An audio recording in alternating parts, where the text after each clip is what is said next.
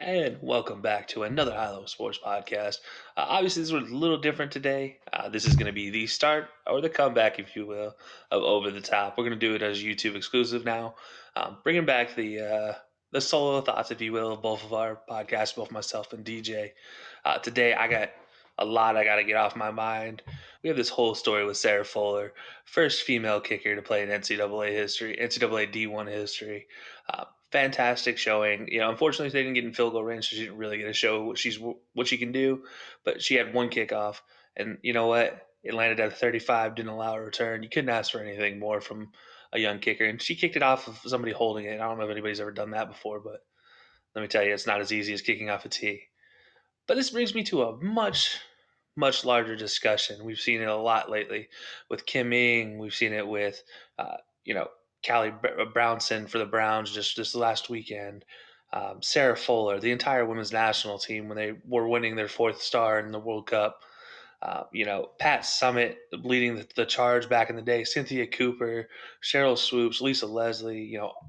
Yeah, if they wanted to, could compete with the boys, but for some reason, we keep shutting them out. That brings me to this to topic today. Herstory, if you will, female history in the male game. Long we've heard the phrase "you throw like a girl, you play like a girl, you hit like a girl, you kick like a girl." But we've all done it, and we meant it rudely. We never meant it seriously. But I'll tell you what, after this weekend, and after a lot of thought and a lot of internalizing, I'll tell you what, I want me and my kids in the future to tell you that they want to play like a girl. I don't want to hear you play like a girl in a negative term anymore. We've seen too many historic figures get shut out because they just happen to be female. Serena Williams, Venus Williams, these women top of their game for so long, much longer than any male counterpart, and yet we're not referring to them as the best tennis player ever. We're referring to them as best female tennis player ever, but not one of the best male tennis players ever. Or we separate them for some reason. Why I don't know. Yeah, okay, different anatomy, different everything. But you know what? That doesn't matter. When I think of best U.S. athlete during the top of Serena Williams' game, I'm thinking Serena Williams. Last I checked, nobody could touch her. She was unbeatable. Anybody saw her on the card, they knew they were going up against Serena Williams. You just chalk it up as a no. It's not happening unless she gave it to you. It wasn't going to happen. I've been mentioning a lot of these athletes, these coaches. They're the ones we needed. They're the ones we needed to overhaul this system. We've long needed to overhaul the system. Let's not get it twisted. This has long been a game where we've needed to open the door, if you will. We don't need to be exclusive anymore. Sports, like all things in life, should be inclusive.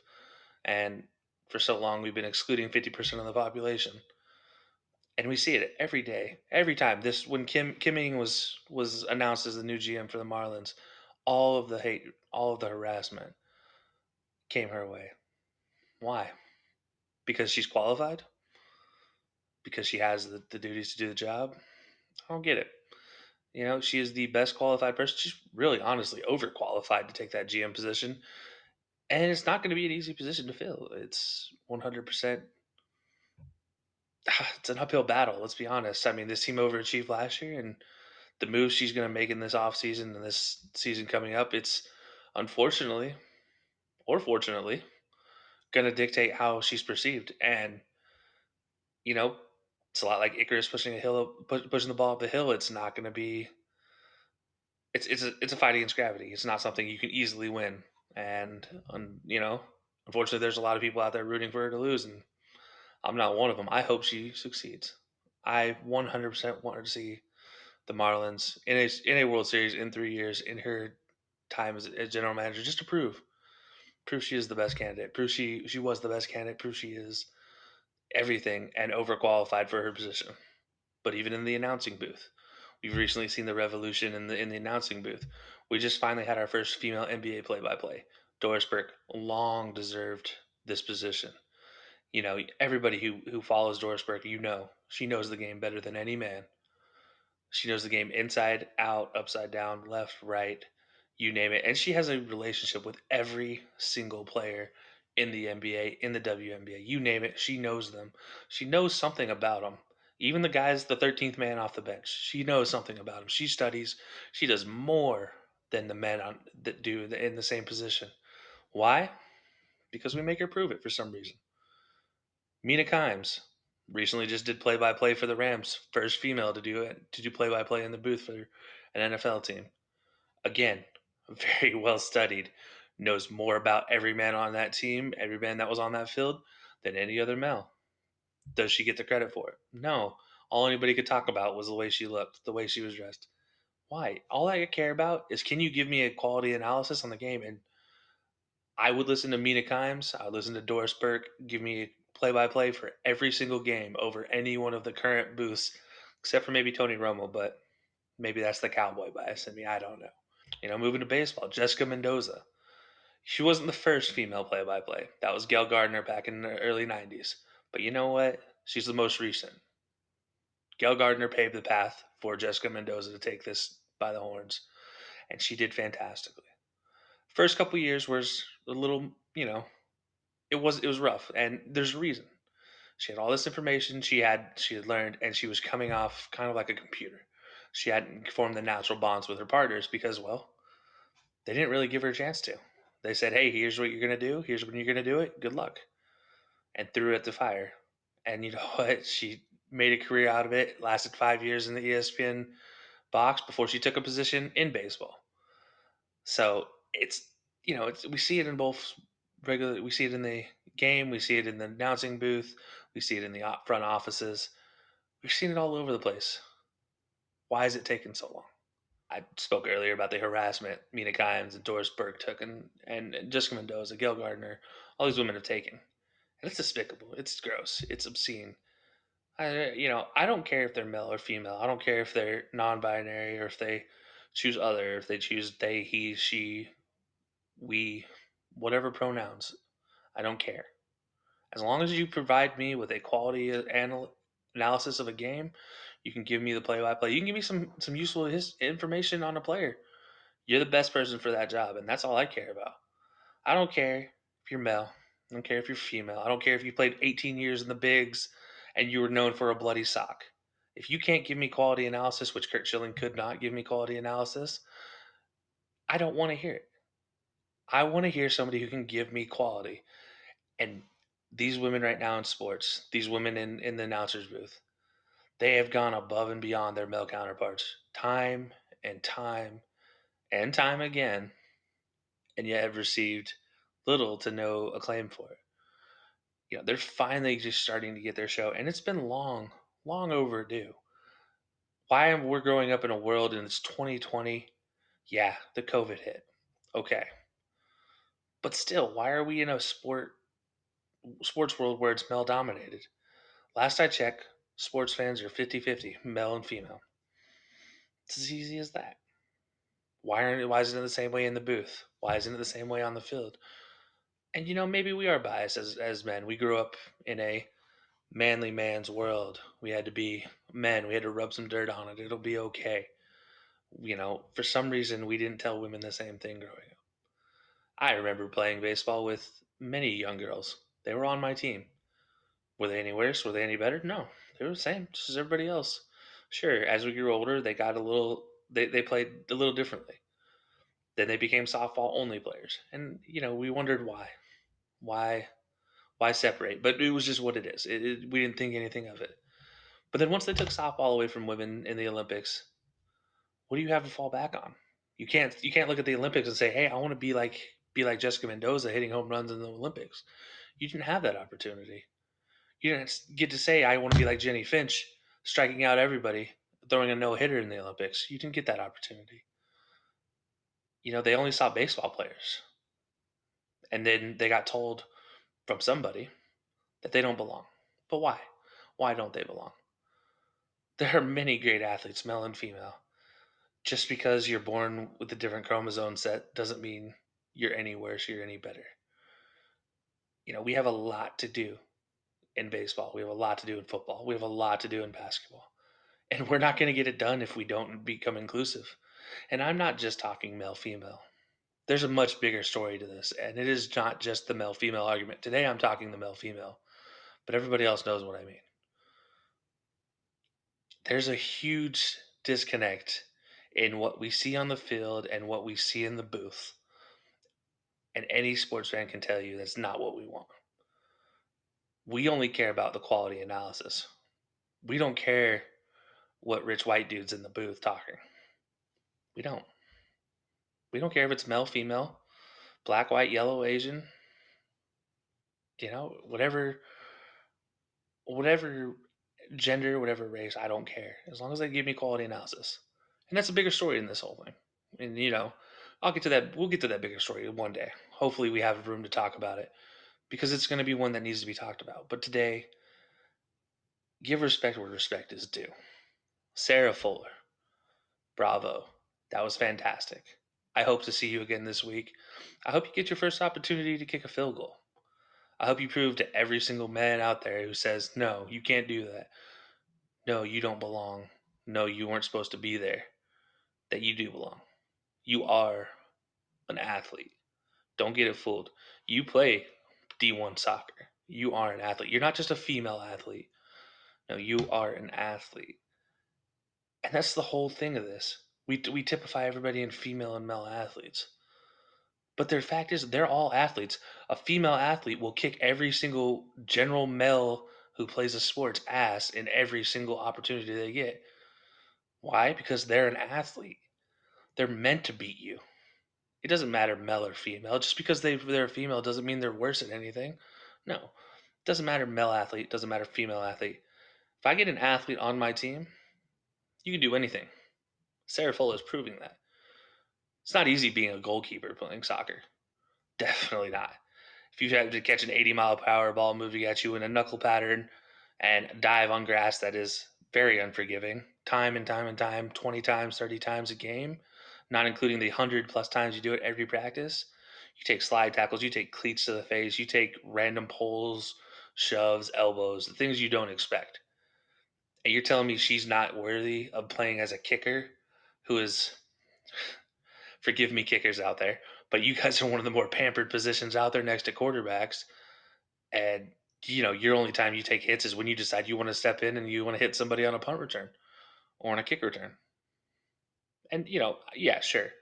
Punters have it a little tougher than quarterbacks. But if you're telling me that this woman cannot, this athlete cannot come and play kicker, even though her sport, her athletic sport, the one she's trained in, requires tons of kicking practice, tons of distance kicking practice, and tons of physicality, and she's coming into a position that only requires kicking, I'll sign her up all day long. I will 100% take her on my team. She can be my kicker any day of the week.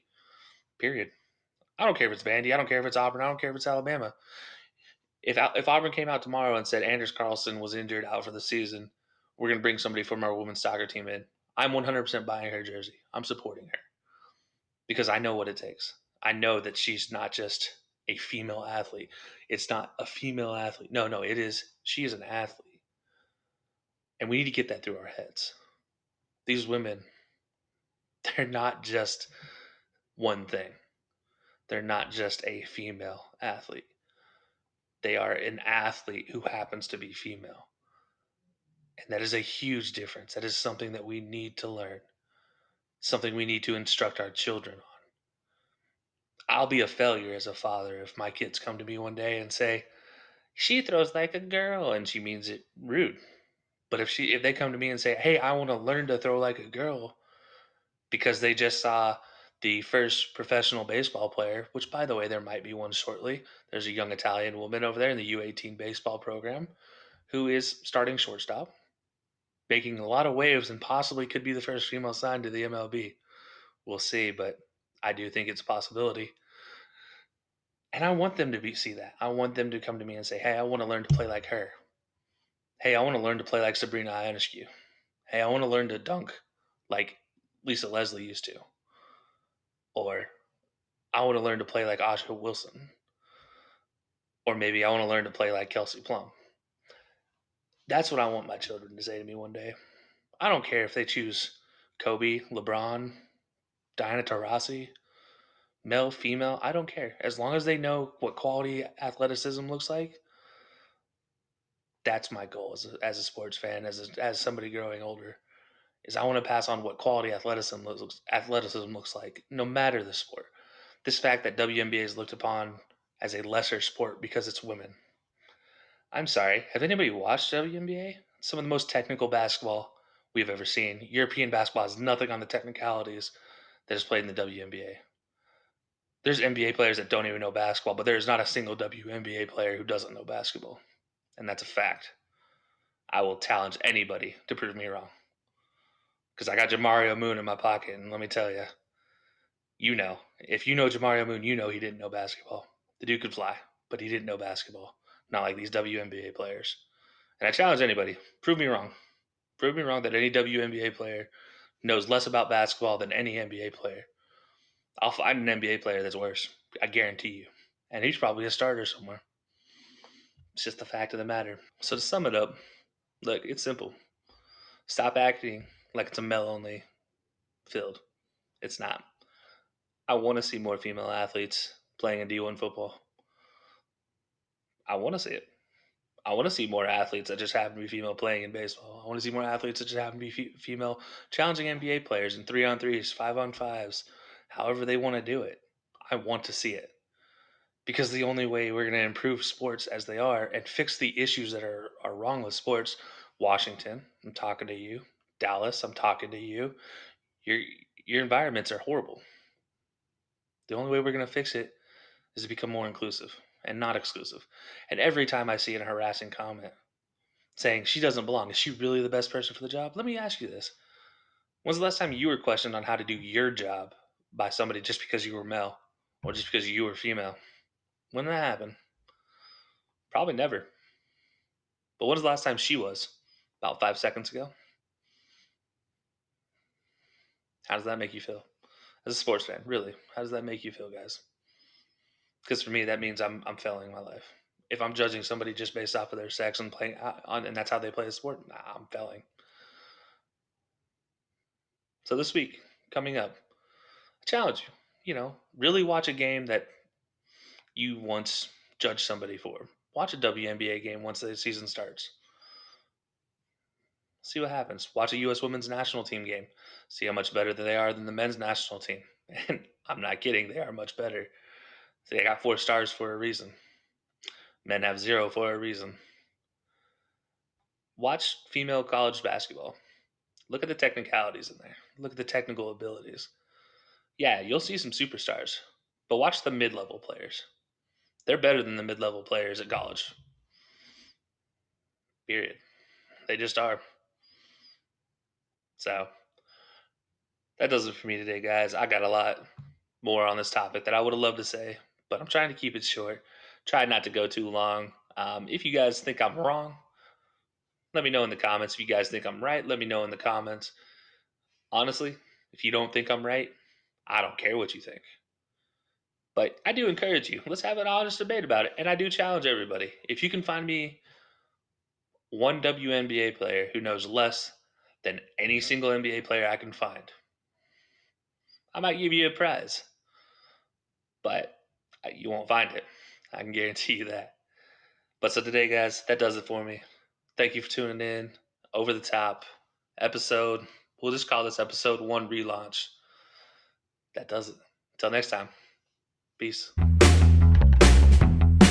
What's up, everybody? It's Kelcey from the High Low Sports Podcast. If you missed the brand new news, we have partnered with Fanatics.com. So if you're in the market for a brand new t-shirt, brand new hoodie, brand new jersey, no matter the team, no matter the player, no matter the sport, Fanatics.com is your place to stop. Not only does this help support our podcast, but it helps support the entire Unhinged Sports Network. Check the link in our bio or go to unhingedsn.com. On behalf of DJ and the High Low Sports Podcast, see ya.